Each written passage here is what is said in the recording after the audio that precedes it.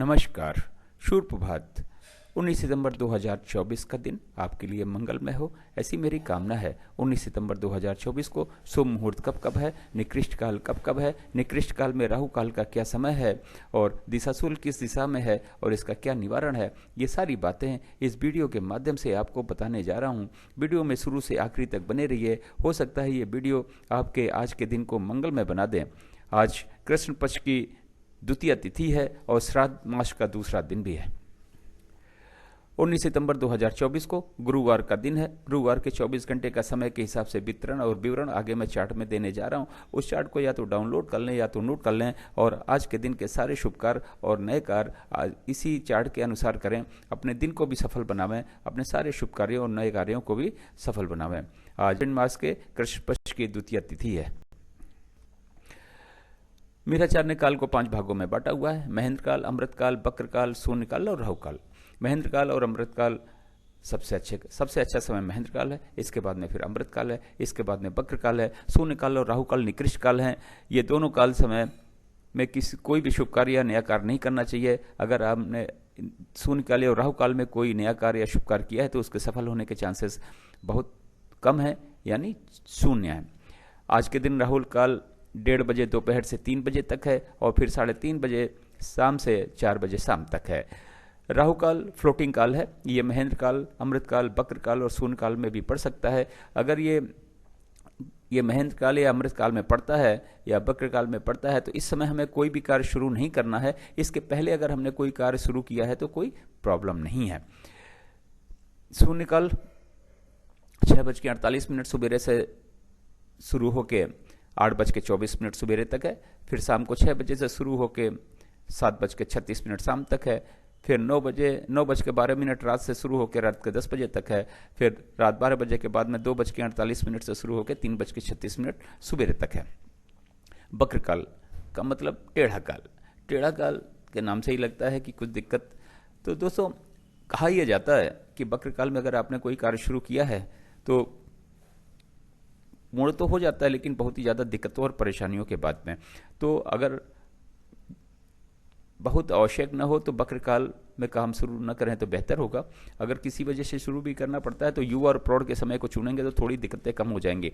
लेकिन ये मान के चलें कि बक्र काल में शुरू किया गया कार्य जिसमें अड़चने तो बहुत आएंगी, दिक्कतें बहुत आएंगी और आपको पेशेंस रखने की जरूरत पड़ेगी।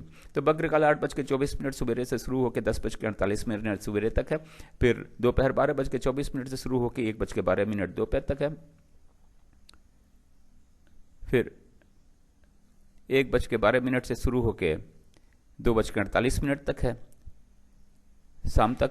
फिर 7:36 शाम से शुरू होकर 9:12 शाम तक है, रात तक है। फिर रात 12 बजे के बाद में 12:24 से शुरू होकर 2:48 तक है। फिर 3:36 सुबेरे से शुरू होकर 6 बजे सुबेरे तक है। महेंद्र काल और अमृत काल, ये इन दोनों काल में आप कोई भी कार्य किसी भी समय कर सकते हैं, लेकिन बेहतर रिजल्ट पाने के लिए युवा और प्रौढ़ के समय को चुनेंगे तो कार्य शीघ्र पूर्ण होगा और सफल होगा। महेंद्र काल शाम 5:12 से शुरू होकर शाम के 6 बजे तक है। अमृत काल सुबेरे 6 बजे से शुरू होकर 6:48 तक है। फिर 10:48 सुबेरे से शुरू होकर 12:24 तक है। फिर दोपहर बाद 2:48 से शुरू होकर शाम को 5:12 तक है। फिर रात 10 बजे से शुरू होकर 12:44 तक है। तो दोस्तों, रही 24 घंटे का चार्ट का विवरण, और इसको या तो नोट कर लें या तो डाउनलोड कर लें और इसके हिसाब से ही आज के दिन के सारे शुभ कार्यों और नए कार्यों को करें और उसे सफल बनावें और दिन को भी सफल बनावें। अब मैं बताने जा रहा हूं कि इस चार्ट का उपयोग कहां कहां और आप कैसे कर सकते हैं। जैसे गृह प्रवेश का समय निर्धारित करना हो, मुंडन का मुहूर्त निर्धारित करना हो, कोई नई कथा, नई हवन, नई पूजा आपने रखी है तो उसका मुहूर्त निर्धारित करना हो, कोई गाड़ी खरीदने जा रहे हैं तो घर से निकलने का समय, लड़की देखने जा रहे हैं तो घर से निकलने का समय, किसी यात्रा पे जा रहे हैं तो घर से निकलने का समय, नई जमीन, नई फ्लैट खरीदने जा रहे हैं तो घर से निकलने का समय, किसी से मिलने जा रहे हैं तो घर से निकलने का समय, एडमिशन दिलाने जा रहे हैं तो घर से निकलने का समय, इंटरव्यू या एग्जाम के लिए जा रहे हैं, निकल रहे हैं तो घर से निकलने का समय, या फिर जहाँ पे आप रुके हुए हैं वहाँ से निकलने का समय, किसी बिजनेस मीटिंग में जा रहे हैं, नेगोशिएशन में जा रहे हैं तो घर से निकलने का समय, या फिर ऑफिस से निकलने का समय। दोस्तों, इस चार्ट का उपयोग आप और भी अपनी R&D करके कर सकते हैं। जैसा कि उदाहरण के तौर पे एक मैं बताना चाहूँगा कि जैसे आपने कोई व्रत रखा है तो उस व्रत में भगवान की, जिस भगवान का व्रत है उसकी पूजा, उस पूजा के लिए शुभ मुहूर्त अगर देखना चाहेंगे तो उससे देख सकते हैं। व्रत खोलना है आपको तो व्रत खोलने का मुहूर्त भी देख सकते हैं। इसके बाद में आप जैसे शेयर मार्केट से संबंध रखते हैं तो जैसे शेयर खरीदने का समय भी या बेचने का समय भी देख सकते हैं।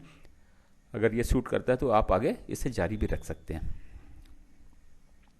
दोस्तों, आज श्राद्ध का दूसरा दिन है और जैसा कि हम सब लोग इसे अपने पुरखों से संबंध रखने के संबंध में मनाते हैं, और जैसा कि कल मैंने बताया था आपको कि दक्षिण की दिशा में हमें जल चढ़ाना है।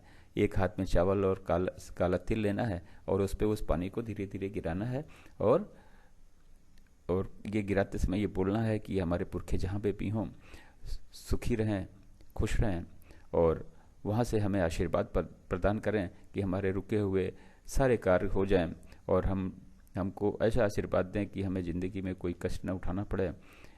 इसी तरह से आप अपने सारे पूर्वज, जैसे माता जी हैं, पिताजी हैं, जिनकी मृत्यु हो चुकी है या स्वर्गवास हो चुका है, उनको याद करें। दादा दादी को याद करें।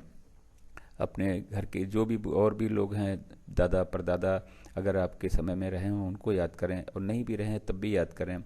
और भी घर का जो आदमी जिसका स्वर्गवास हो गया है उनको याद करें और उनसे क्षमा मांगें कि कोई गलती हो तो हुई हो हमसे अनजाने में या जानने में, तो उसे माफ़ करें।